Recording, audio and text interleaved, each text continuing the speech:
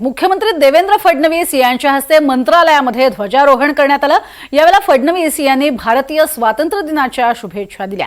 भारताची विकास गाथा कोणी थांबवू शकत नाही असंही यावेळी फडणवीसांनी म्हटलंय।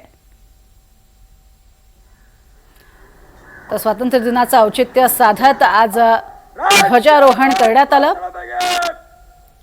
मुख्यमंत्री देवेंद्र फडणवीस यांच्या हस्ते आणि त्यानंतर केलेल्या भाषणावेळी त्यांनी आता विकसित भारत आणि भारताच्या विकासाची गाथा कोणी रोखू शकणार नाही असं म्हटलंय।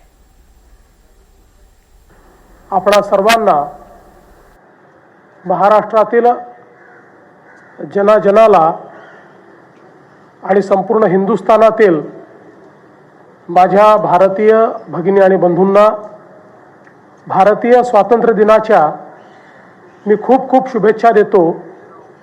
आणि आमचं स्वातंत्र्य अबाधित राहो, ते चिरायू राहो, ते समृद्ध होत राहो।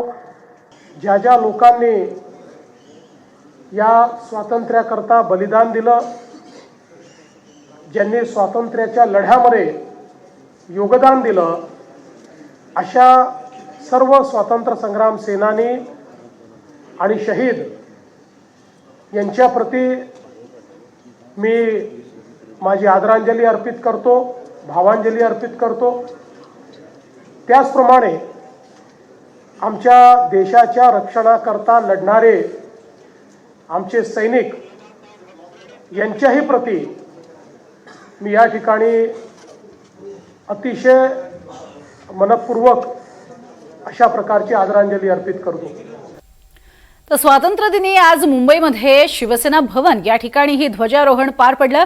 शिवसेना ठाकरे गटाचे पक्षप्रमुख उद्धव ठाकरे यांच्या हस्ते हे ध्वजारोहण करण्यात आलं।